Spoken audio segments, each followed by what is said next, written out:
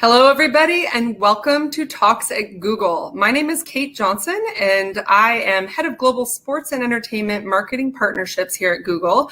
And today I have the distinction of hosting a very special conversation with two fantastic Olympians.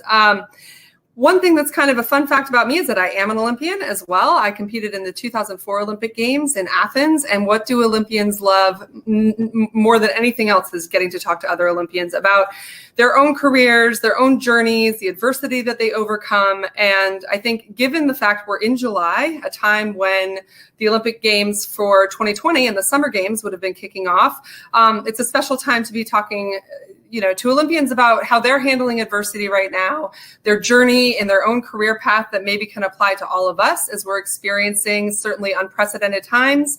And I feel very fortunate in that the pair that I'm going to be speaking with today and introducing shortly, I was able to watch compete at the Sochi Olympic Games in 2014. Alex and Maia Shibutani are incredible, otherwise known as the Shib-Sibs.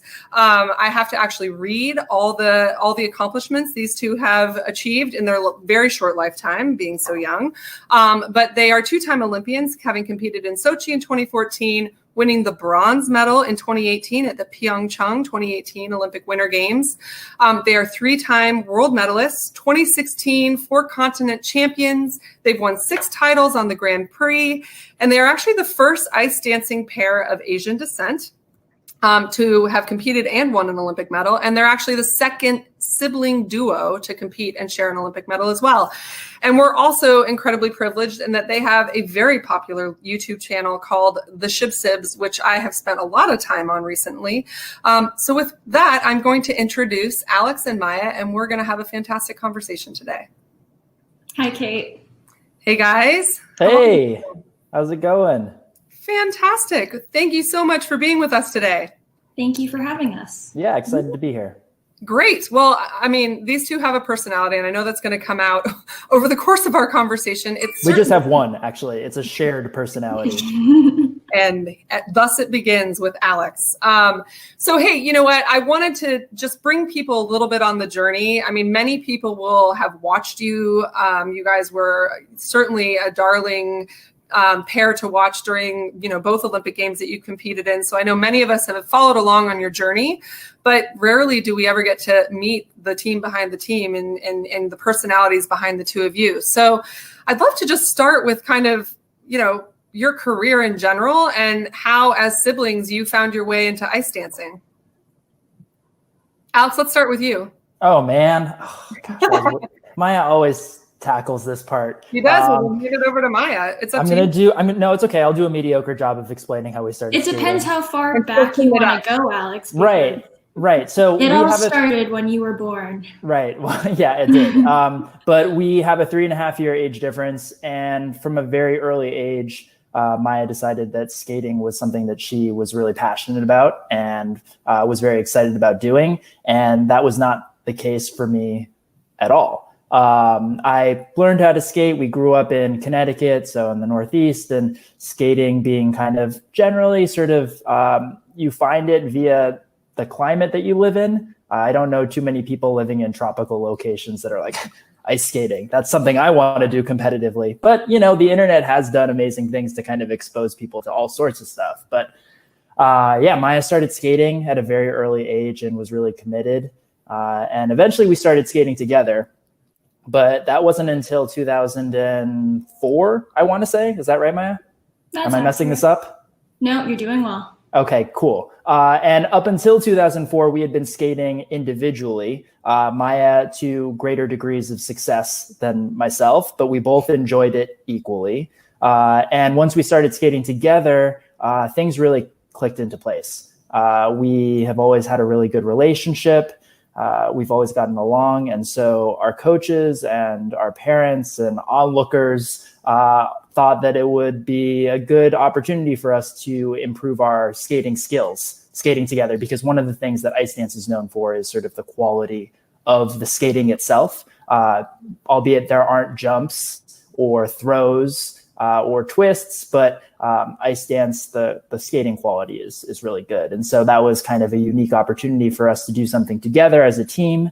And we really enjoyed it. And I think that showed itself in the progress that we were able to make from a very early age. And Maya, do you have any memories of kind of your brother starting to push in on what had been your sport, or were you just welcome, open arms? This isn't just my scene. This can be your scene too, Alex. Alex and I have always been good at sharing, and he's always been a really good older brother. So to add some information, we started skating individually when we were 4 and 7, and then we teamed up when we were 9 and 12. So, I had enough time being out there by myself. Originally, the dream was to go to the Olympics by myself, but as soon as we started training and working together, I realized that I just had so much more fun having a partner out there, because there's so much creativity involved, but then there's also stress that comes from training. And so being able to trust Alex and have fun and enjoy the good and the bad together was always a nice aspect of being a team.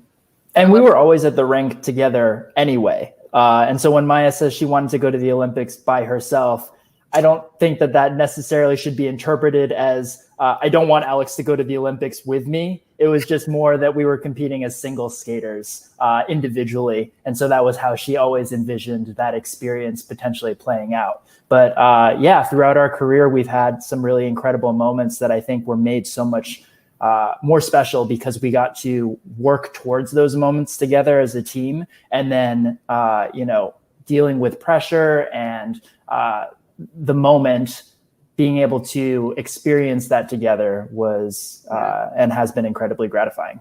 It's definitely not what I pictured when I was 5, but quickly, Alex, each Olympics that we went to, it was so special to look around, be in the Olympic environment, and be there with your best friend, your sibling. And so there'd be times where we'd be on the ice practicing, and I'd see Alex and the Olympic rings were behind him, and I'd have to kind of like pinch myself and be like, this is happening. This is amazing. Let's just embrace the moment. I love it. And I want to get into the meat of the Olympic experience, because I know people just love pulling back the curtain on that. But Maya, you mentioned something about the Olympic dream. Like how early did each of you have your own Olympic dream? Like how young were you? And what were maybe just some of the things that, like, for me, I wrote my dream down in black permanent ink and didn't show it to anybody for years until I was legit. How young were you? What were some of the things that you guys each did when you had that dream? And then when did you actually share the dream together? Like how young were you when you actually co-shared the Olympic dream? I feel like we really kind of felt like it was potentially something we could work towards when we were watching the games in 2006. We both have really special memories of watching in 2002, the opening ceremony, seeing all these different events. It's kind of hard for me to pinpoint a specific ignition moment. It was more just something that you see that's this amazing global event. You see all these incredible stories of grit and determination and triumph. And so it was just something special that I always dreamed of being a part of. I remember being aware of the Olympics starting from 1994. So actually probably, before Maya was born, when the good old days, when I was just, king of the mountain. But there are videos, there are family videos that show me running around in a circle, counterclockwise, like a speed skater, because it was on television in our living room. And so while it wasn't figure skating, I was doing some form of mock skating. Technique was questionable, but the Olympics were something that inspired me, not from the standpoint of me being 3 years old and really wanting to go to the Olympics, but it was something that we watched as a family growing up. And then I think Maya's right, around 2002 we had already been skating for a little bit at that point, and it became more of a clear idea of something that we could work towards, and a dream that we could think about every day when we went to the rink. And it really went from there. And did you talk about it? Like, was it a family conversation, or did it just kind of evolve organically? Was it something that you'd sit down at the start of every season and roadmap your path to the Olympics? Or do you feel like it was just kind of this evolution? I feel like it was an evolution because our progression through ice dance was really accelerated, but it came from a place of us really just enjoying what we were doing. And so I think as we got older and we were more of the age where you could even qualify for the games, that's when it became more of a conversation about how we could plan our progress and our training. But initially, it was just about making sure that we were enjoying what we were doing.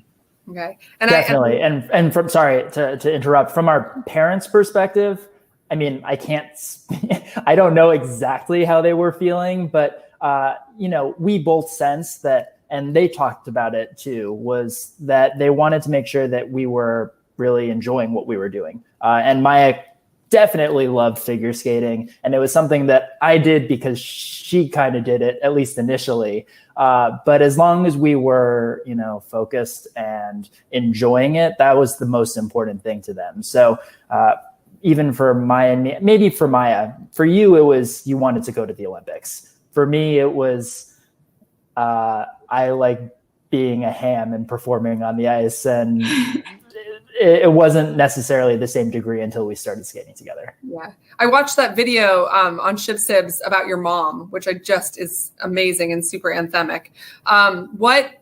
She obviously in that video comes across as a fundamental key player in supporting your dreams, but it doesn't sound like they put a ton of pressure on you guys either. Is that true?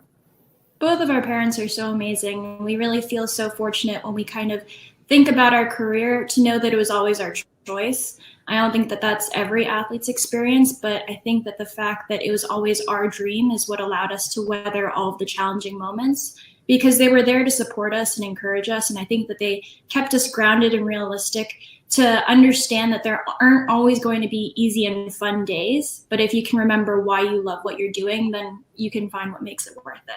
And before we started skating, before Maya was born, when they were kind of prepping me for, the arrival of a new human being in my life, they did a really amazing job of teaching us to care about each other and care for each other and take care of each other.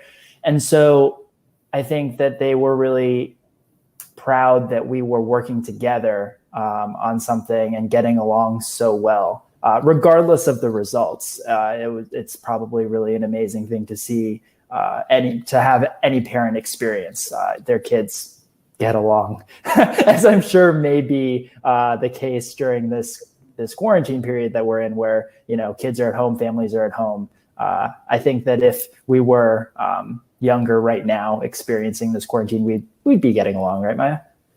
I agree.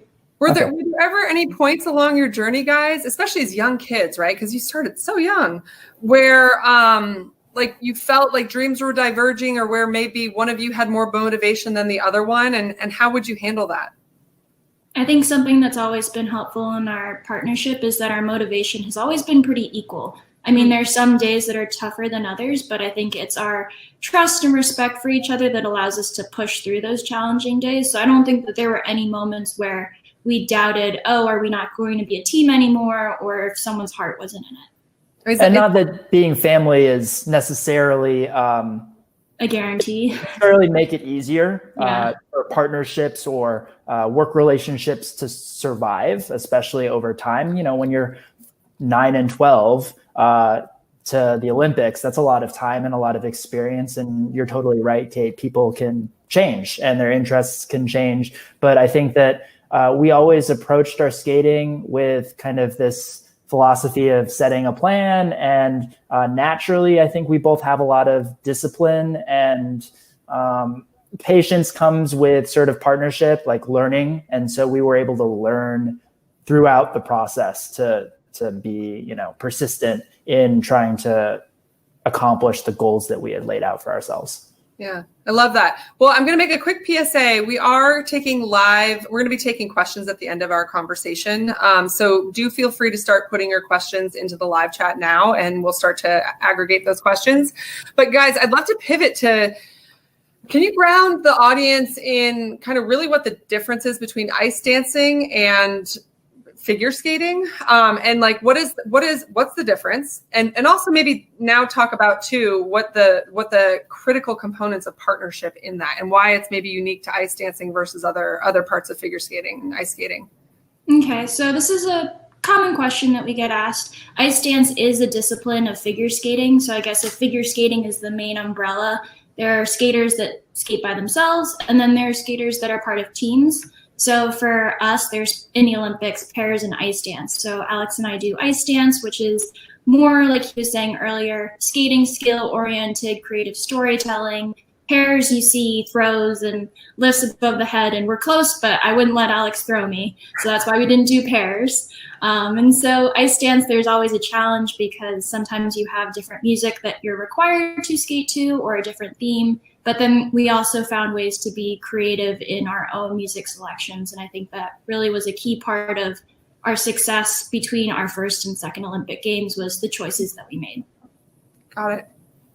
Yeah, ice dance has a lot of all of the disciplines of figure skating. So there's single skating, like Maia mentioned, pair skating, and ice dance, and synchronized skating. And all of them have different specifications and rules and unique qualities that the skater has to have that makes them, I guess, uniquely suited for that discipline that they're competing in. And so sometimes we get asked, oh, like, well, couldn't you guys just like go to the Olympics by yourself? Maybe Maia could. I definitely couldn't, just because the skills that I've developed over this period of time have been very much directed towards being an ice dancer. But yeah, I think that generally ice dance, when we talk about it as a discipline or when it's spoken about during the Olympics, it's known for the drama and the romantic storylines. And I think that's just kind of the history of the sport. And Maia and I obviously are a different look as far as what has been. And so we were required to, just based on the makeup of who we are, being siblings, but then also being Asian Americans or of Asian descent in a sport that primarily is, deeply rooted in Eastern and Western European tradition. And so telling the stories, skating to the music, and figuring out a way to best sort of represent ourselves and what we wanted to do on the ice was definitely a process, but something that I think we kind of cracked when we realized that we could be ourselves and fully immerse ourselves in that creative process. Yeah.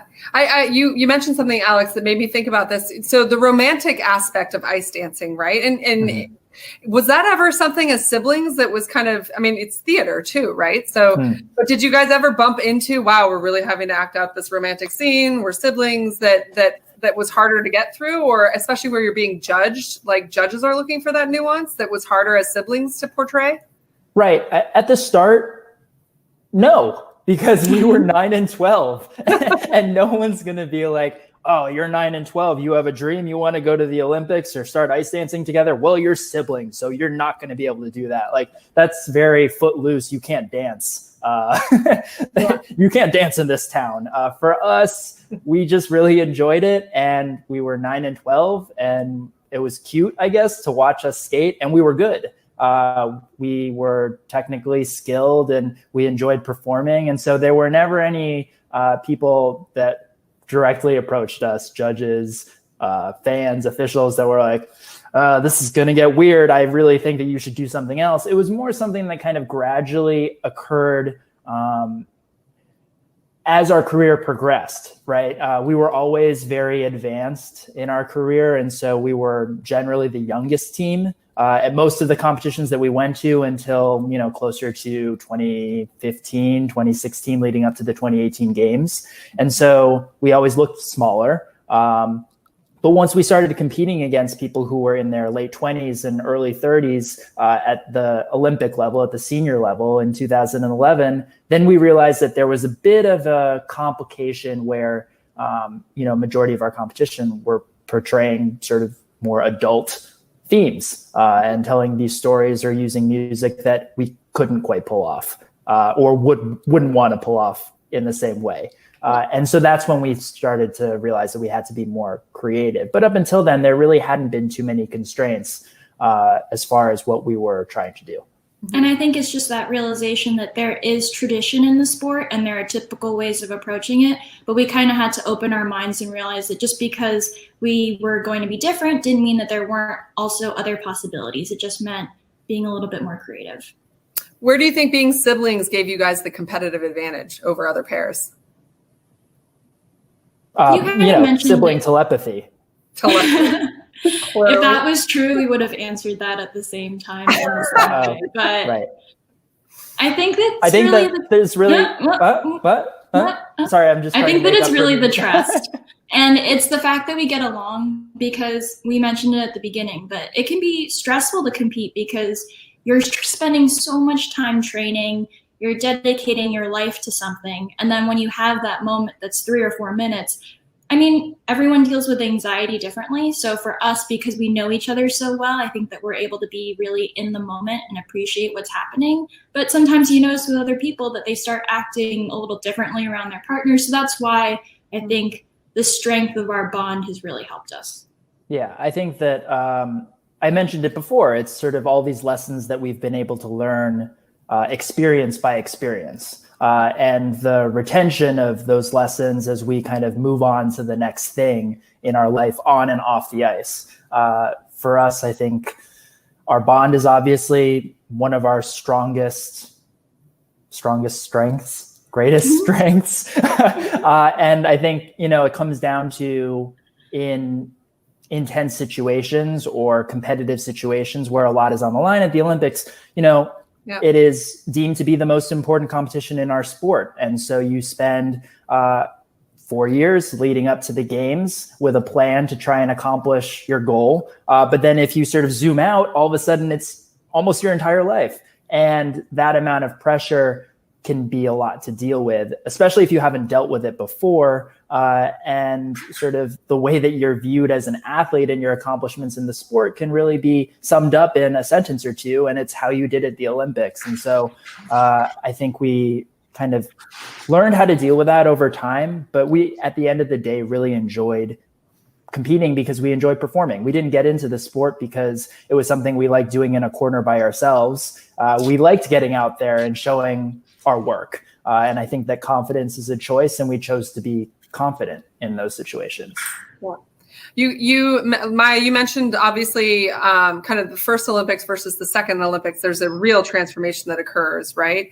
Can you? I want you to talk about that, but can you do that also just by starting with, and maybe it changed throughout the two games, but give us a day in the life of what it's like to be you training for Sochi, and if it was different, training for Pyeongchang. Like, what is the AM to the PM? What does that look like for a professional skater? I think that for our first Olympics, some of the best advice we got was to really just enjoy and embrace the moment, because there's no way that you can really hear about it enough or prepare until you actually experience it. So as far as our day-to-day training, I think that we always believed that we were hard workers and that we were doing our very best in the moment.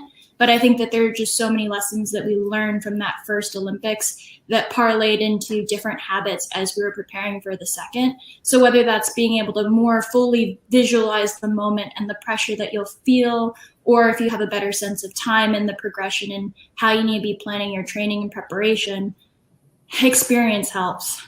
Yeah, definitely. I think the ability to recognize that failure is a part of the process, and learning to not only accept failure into the process, but pivot when you come across things that don't go to plan. Plans are important to lay out, and it takes discipline to maintain the work ethic and the smart work that is required to accomplish that.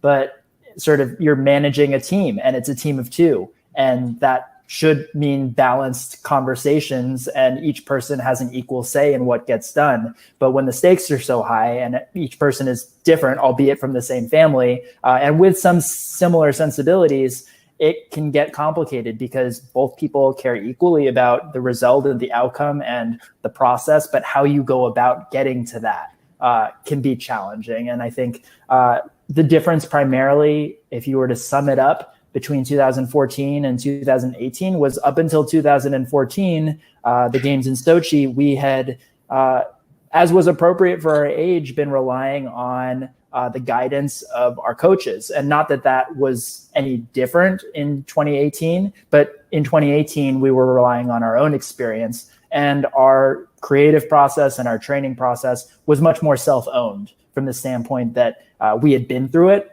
and we had sort of understood what the Olympics was about in experiencing it as fully as we did in 2014. And then kind of setting out a plan for, well, we enjoyed that experience, but we want the result if possible. And result is kind of it's not a guarantee in figure skating. It's a subjective sport. But how can we put in effort every day and then have something that we can look back on with a lot of pride. And if you can't control the result, it's the process and the stories that you decide to tell. And years from 2018, the performance lives on, and the work that you put in and the relationships that you made and our experience together on the ice every day, waking up early in the morning to skate and then staying sometimes very, very late at night. I think one of the things that I'm most proud of is that I'm really grateful and have a lot of fond memories of that entire process. And even though there were some mistakes made, as is always the case, wouldn't really do it any differently. Yeah. Would you say, I get this one sometimes, would you say that sometimes the misconception of the Olympics, people always want to, especially if you're a medalist, they want to know about that moment on the podium, which is massive. But Alex, you're so right. It's like, it's the journey. If you could somehow figure out how to, in like 10 seconds or less, right, tell somebody the actual Olympic moment is the combination of the experience getting there and get them to feel and understand that's a pretty special thing, isn't it? I guess my thing, what I really want everybody to understand is like the amount of work that goes into it. So like at your most heavy training period, what did a day look like for you guys? And then inversely, what did the off season look like? Because I think a lot of people would assume Olympians like get time off. Well, like time off looks really different when you're actually still keeping the Olympics in sight. Sure. Before you get into the day-to-day, Alex, I feel like when you mention the Olympics, Kate, what comes to mind is a celebration of the human spirit and the power of setting these goals and pushing your boundaries. So I think that that's really what allowed us to put up with the grueling tolls that we put on our body in the day-to-day, because with figure skating, we were preparing all year. It wasn't just about one competition or one moment. As soon as we finished a competitive season, even before we finished a competitive season, we were always thinking ahead and developing whatever we were going to do next. And from a motivation standpoint, it's tough to find the motivation every day, especially because as you're pushing towards your goal, it's equal parts like motivation and beating yourself up. Every day is that process of building yourself up. And then, well, I really got into it with the hands there. My headphones were all over the place. Very animated speaker. But, it's equal parts motivating yourself and picking yourself back up again and starting that process.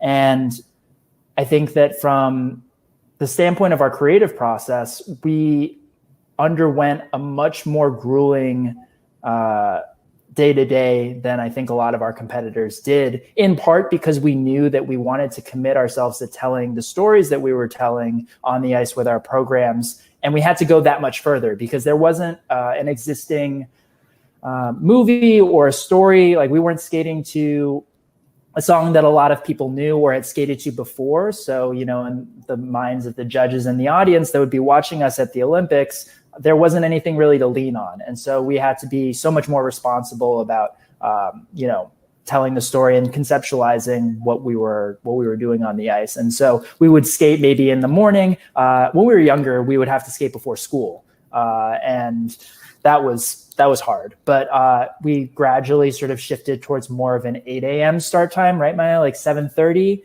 And then, we would take a break at 12 or 1.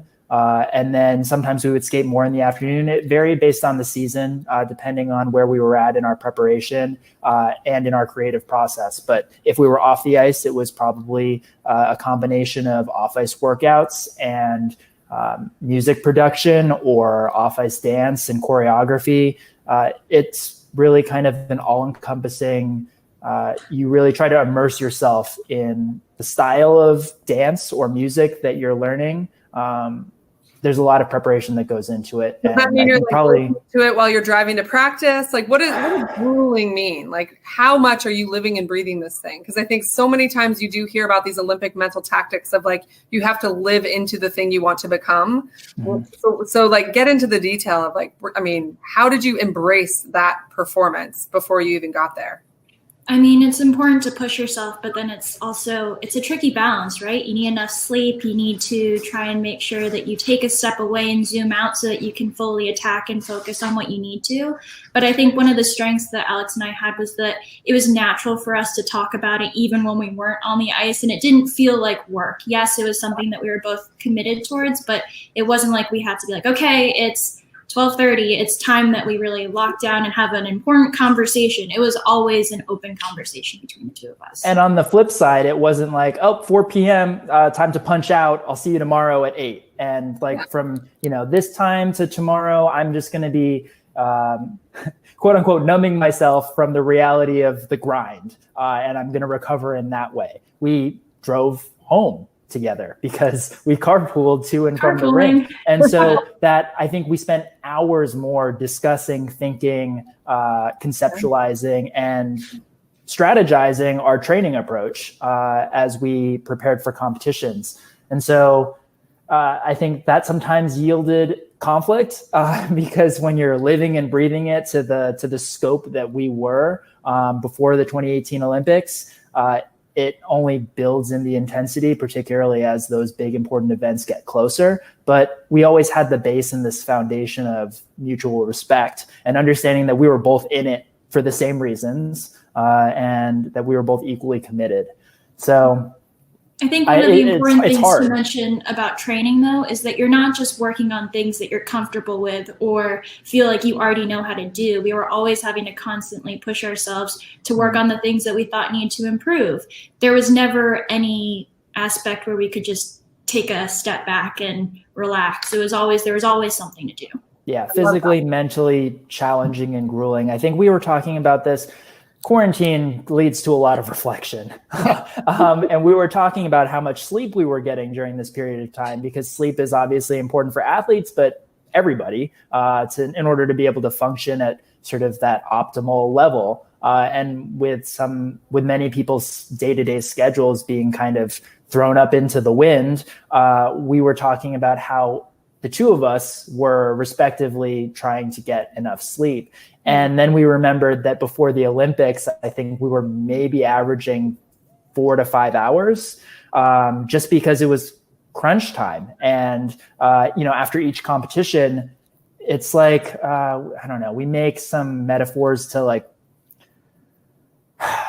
releasing a film, right? The movie comes out, but with each competition, our movie was coming out, and then we would get feedback on it depending on the result that we got, or comments that the judges might give us, or we would look at the tape and we'd be like, oh, I think this part can be a little bit better in the second minute. Right here, we can improve this. And it's not really so much for anyone else, but for us, we know that we can push ourselves to be that much better.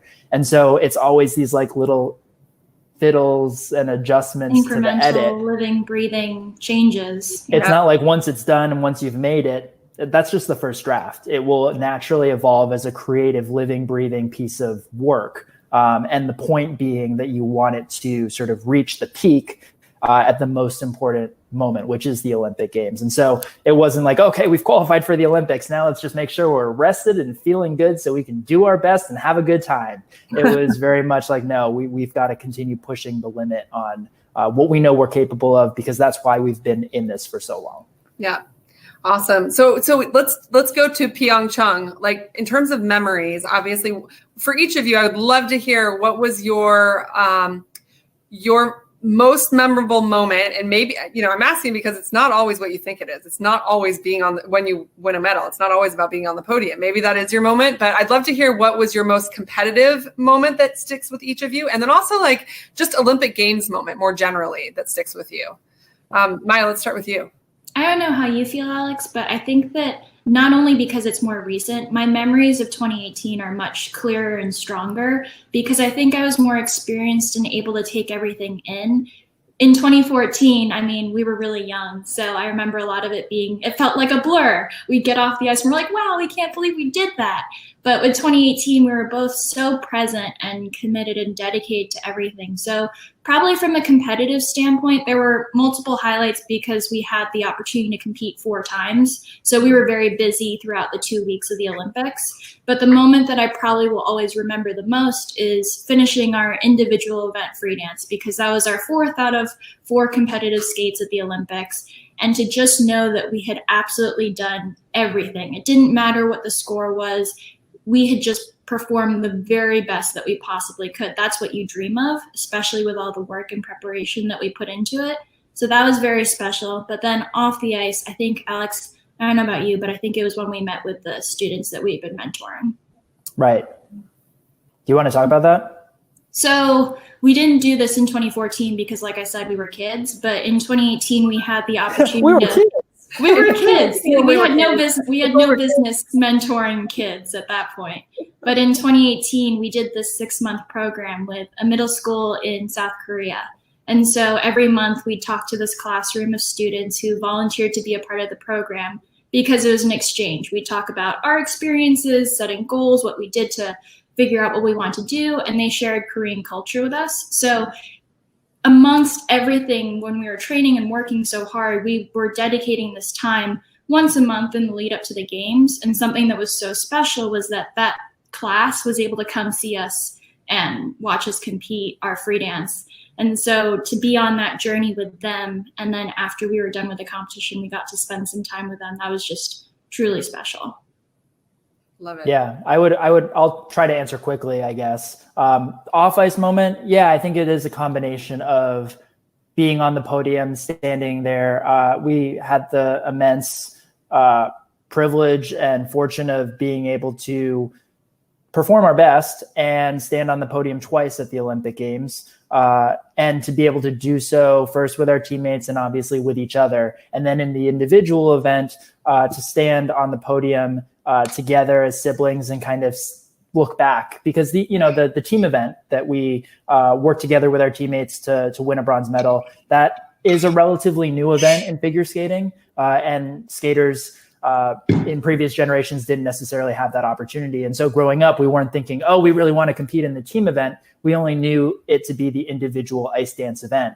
And so that being sort of the I guess, monument that we were sort of moving towards on the horizon, to finally be there and to have done it in a way that we were really proud of was incredibly special. And then with the students, it was an amazing process because, in the lead up to the games, there's so many distractions. You're really focused on your own process, your own training, and even the slightest things can kind of be irritating on that journey. But we accepted the opportunity to take part in this cultural exchange program because we really do love and believe in the value that sports bring and the message of the Olympics and the ability to kind of, bring people together from around the world.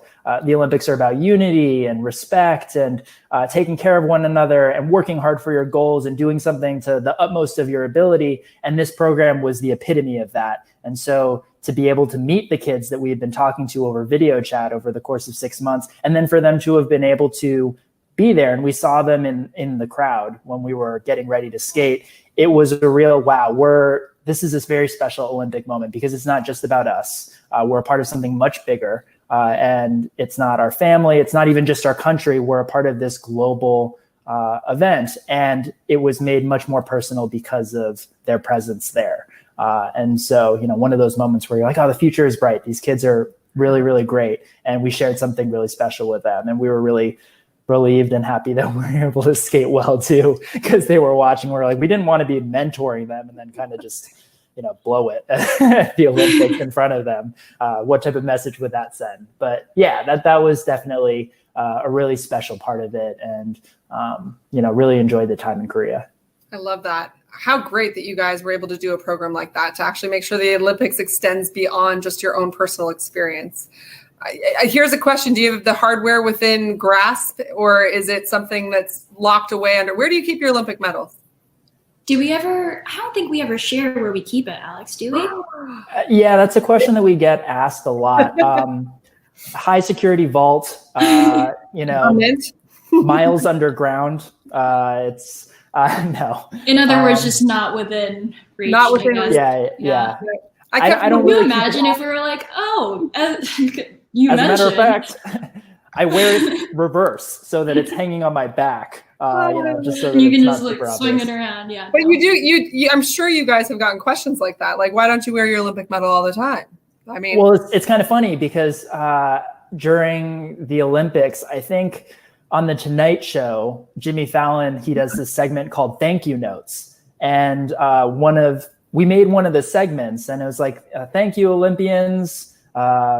Something about how you can't wear your Olympic medals basically in public without looking like a total, fill in the blank. And so we actually don't take them out and wear them. Really, it does come down to the object being an object, and it's an incredibly special thing. But even when we were kids building up to, going through the ranks and dreaming of the Olympics, it wasn't like, oh, I can't wait to hold the Olympic medal in my hands. It's like, the ring to rule them all. It's not that. It's not about the object. It's about this feeling of joint accomplishment that we could experience together. And that's what it represents. Well, and really sharing your story, right? What we're doing today. So sure. I so appreciate that. I am going to turn it over to questions in just a second. One last question for you from me is, what is the thing that you think people, you want people to know about the Olympic Games themselves and an athlete going through that experience that, NBC or the BBC, depending on which part of the world you're watching from, doesn't show? I think coverage does a really good job of showing everything, but what makes the Olympics so unique, at least in our experience, is that at other competitions that we go to, we're not with other sports. So I think that the whole cafeteria, which isn't normally shown in coverage, the opportunity to meet people from different backgrounds who have made similar sacrifices to you, I think that there's such an easy level of mutual respect and bonds that can be built very quickly. Real camaraderie. So I think that that's something that's very special. Yeah, there are limitations on where media can record. And so, like Maya mentioned, the Olympic cafeteria is one of those spaces, and the common space areas at the Olympics are also a really unique space to be able to meet people from other countries. Sometimes there is an athlete that you may have connected with on social media in this sort of amazing kind of technological moment that we're in, and you've never met in person. And it's really nice to be able to share a meal or a conversation with someone from a very different background or experience, very different sport. But then you realize that, as we all do, regardless of whether we're Olympians or athletes, we have so much more in common than we do not. Or I butchered that, but we have so many things that are amazing that we can share together, and the Olympics really are that for us in our experience. And I think it does come down to the athlete's ability to share their personal story and show who they are, because to an extent the coverages do an amazing job of telling the story of these athletes, sort of, the thrill of victory and the agony of defeat and all that stuff. And it's super, exciting. And I think for me, the thing that's always drawn me to the Olympics is the human element of it, the stories, whether someone comes out on top or reaches their own personal goal.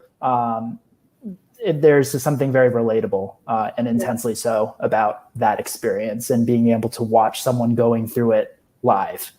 Yep, agreed. I love that. Well said. Okay, I'm going to turn it over to some of the questions I'm seeing in the live feed. So I'm going to start with Jacqueline Golda Luke. What are your favorite ways to stay in shape for skating while the ice cream and ice rinks are closed during COVID? Funny you say that, Jacqueline. Been eating a lot of ice rinks. I mean, ice creams. I mean, rinks for the rinks. We've been working out. One of the interesting things that we found is that it's very possible to stay in good shape physically if with a very limited amount of space at home. And so, we have grown up in a sport where we've had access to a lot of amazing facilities and gyms, and obviously skating, it is something that you can't really duplicate in in a good enough way off the ice. We're not sliding around in our socks is what you're saying. Exactly. No. We aren't trying to invent some new sort of cross-training thing. Just I think actually the most important thing is mental health. And focusing on understanding that this period of time is incredibly unique. No one alive has ever experienced anything quite like it. And so just trying to take care of your emotional and mental health in whatever ways you can, and that each day is kind of like a new experience, and going with that. And I think at least for us, it's been helpful to remember the connection from physical to mental, where we feel better whenever we exercise and move our bodies versus just kind of staring out windows. Right. I love that. Okay, celery sticker, which is one of the best LDAPs I've seen here at Google. Growing up as competitive athletes, what is one thing you feel like you missed out on, and one thing that made your childhood better than it would have been otherwise? It's a little hard to go back and think of the mindset that we had when we were kids. But looking back, I don't really feel like I missed out on anything, because while our experiences were unique and different, I think that it balanced out and we were able to make up for it in other ways. So maybe I wasn't always able to do things after school, but I found that in the sports community, I was quickly able to make friends with other athletes. And then beyond the sport, just realizing that once you work on achieving some sort of dream or goal, like Alex was saying earlier, we all have much more in common than we have not. So being able to bond with other people just through conversation. As I said so eloquently. Yeah. Did I replicate that well enough? I think so. Yeah. I think that it's often simply put in sort of a not so accurate way, right? Sometimes when talking about an athlete or someone who's really pursued a craft to the highest level, it's like, oh, and they sacrificed prom and all of these things that are so critical to human development from a young age. Not that prom isn't a great thing, but whoa, are we good? You're still there. Sorry, it's my active hands. I think that, you, like Maya said, you find friends and you find people who share your enthusiasm for the things that you're interested in. And so we always had each other. So I think we were in some ways insulated to feeling a little bit more isolated in our sort of unique approach to our childhood. But we still went to movies, and we were able to balance a very happy childhood with sort of the pursuit of this kind of very specific goal. All right. So Serena Wang asks, any pre-event rituals or practices you have to calm your nerves before a competition that you can share with us? And I ask this because I'll just share, now being an Olympian that's in the business community, a lot of the questions that I employ a lot of the things that I learned as an athlete into the workspace. So like getting up for a big presentation, I definitely use those skills as an athlete. What would be some of those things that before you step out on the ice, you do to calm your nerves, or even the night before the big event? Sure. I did 5,000 push-ups before this this call, just to sort of get my my physical and mental space in harmony. Groove, Right, totally. Yeah, this was a big event for me in quarantine, which actually you would be surprised. This is a highlight of quarantine. Meditation. It's not something that I developed into my routine until later on. Until I was older, because you can be told things a number of times from people who are older, wiser, more experienced than you. And you'll be like, I get it. But until you sort of realize the benefits of doing it and through practice, it's not something that you're really going to be able to commit yourself to with any level of consistency. So meditation is definitely something that kind of helped calm my mind and my active hands before competitions. You and me both. Okay, Jackie Doan asked a question that I should have asked, which I think is great. And it relates to kind of life post Pyeongchang right now, knowing that you haven't made big decisions about what's next. What insights about yourself or your career have you both gained during the time you've taken off from competing since the last games? I feel like there's just kind of an added confidence, and I don't think I can just purely credit that to the Olympics, but it comes with growing up and taking in new experiences and just realizing that we're all always growing. And so I just think that we're coming into our own more. And something that's been unique about our time since 2018 is that we've always been a great team, but then also since we haven't been in that daily training grind, we've been able to have some individual experiences as well. So I think that that almost makes Alex and I appreciate our relationship even more, because we can share things with each other versus experiencing everything all the time together. Right. Yeah, I think that's how I feel about it as well. I will elaborate slightly, I guess, just from my own personal feeling. I think that we've always really enjoyed learning. Every year in skating, you're learning something new every day. You're learning more about yourself, your weaknesses, your strengths, and trying to build on those. And so going forward, I mean, no one's really too sure of like anything these days. Only that like today is the day and tomorrow, will happen, hopefully. And like, I don't know exactly what I'm going to do yet beyond skating, but I do know that through skating, I have discovered this real passion for telling stories and using storytelling with Maia, whether it's our YouTube channel or our programs on the ice or through social media, and using our platform to talk about things that are important to us. Storytelling has an incredible power to connect people, just like sports. And I think, in quarantine, it's been a nice escape to watch a show or a movie or listen to a podcast, anything with narrative that can sort of like bring joy or distraction if you need it, or introduce new ideas. Those are the types of things that I think Maia and I are really passionate about doing moving forward. And it's something that we've been experimenting with for the past couple of years now since the Olympics. I love that. I'm going to commandeer the questions again, just based on your comment, Alex. I like I said, I spent a lot of time on the Shib Sibs YouTube channel, which is fantastic. And you just interviewed Johan Olaf Koss, who is a dear friend of mine, former Olympic speed skating champion, Legend, but also yeah. Founder of an NGO. Amazing. How do you guys pick for your YouTube channel? Because it's great. And obviously you've been spending a lot more time, really developing content for that. And I would imagine quarantine has enabled that as well. But how do you choose your guests, and really what's the goal of your channel?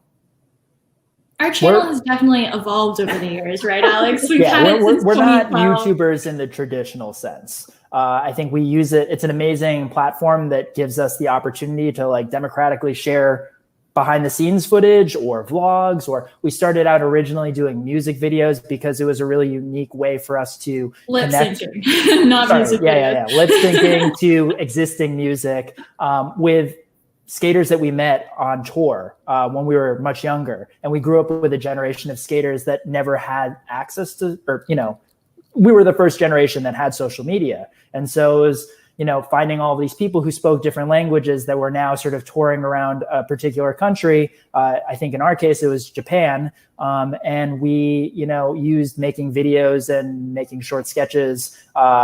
We use that as a tool to bond and create lasting memories. And it's a great scrapbook. So if you want to go back and watch a bunch of really famous skaters doing incredibly silly sketches and vlog videos, then that's what you can see on the Shib Sibs channel. But like everything, as people, we've evolved, and our sort of disposition for the type of content that we want to work on has changed a little bit too. So in quarantine, we sort of launched more of a long form interview segment where we've been talking to people who we feel are sort of bringing positive vibes to the world, whether it's them sharing their own stories, or them being a middle school librarian from Nashville, Tennessee, or a doctor who's working to bring PPE, personal protective equipment, to other healthcare workers in the country during this time, or Johan, who, launched through Olympic Aid Right to Play, which is an organization that we've been ambassadors for many years now, and just trying to take these sort of nuggets of wisdom and experience and share them with the people who have been following us for all these years, because we find it incredibly useful and educational and beneficial. And I think people have been feeling that way as well. Well, I'll just say it's incredible. I mean, you guys have really, you understand the power of just sharing your content with the world, which everybody wants, and you do it in such a genuine way. So I think you could come back and train athletes on YouTube channel on how to actually build out their own kind of real forum for hosting their personalities and sharing their message with the world. It's a really powerful thing, and it's something that I think a lot of Olympians don't actually understand how to do. So the fact that you guys have really set the bar for doing it is something you should know is incredibly valuable. So I encourage you to share your knowledge and wisdom with other athletes who could benefit from what you've been doing. Just looking at some of the comments, you should know there's a lot of Go Bluers, and you should definitely make sure you go through the live comments when we're off, because you've got a lot of fans out there, not surprisingly. But talk to us a little bit about the Go Blue connection. So I went to Michigan. You guys go to Michigan. There's a lot of Googlers that went to Michigan, as well as the rest of them everywhere. But Right. What's that experience been since competing and just the whole transition into actually being university students? What's been amazing is that our career has kind of taken us to different places in the country. So we were living in Ann Arbor for 14 years. So we have ties to Michigan, but like Alex mentioned, we grew up in Connecticut. He was born in Boston. I was born in New York. So come time for the Olympics, there were a lot of different areas that were cheering us on and sending support. So that was really special.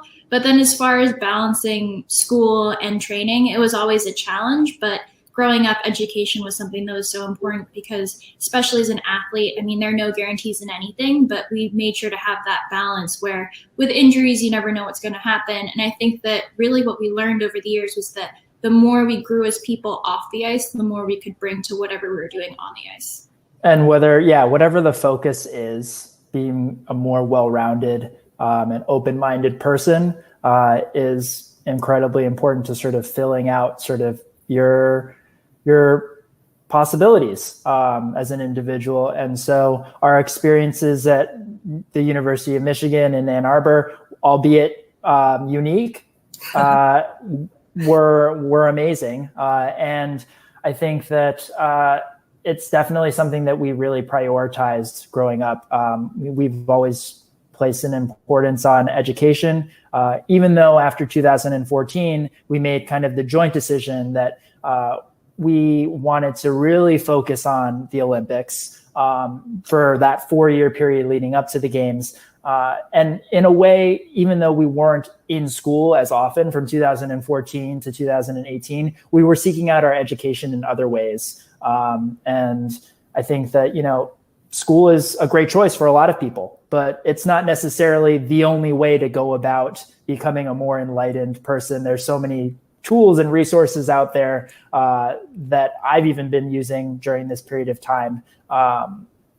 And so, it was the right choice for us, but it was the right choice at that time. You really mentioned it, Alex, because it's about being open-minded to different experiences. And I think that Alex and I both just really enjoy learning about new things. And so that was really helpful with our, process between 2014 and 2018, because we had to go beyond just the information that was readily accessible and really seek out different things that we could bring back to what we were doing.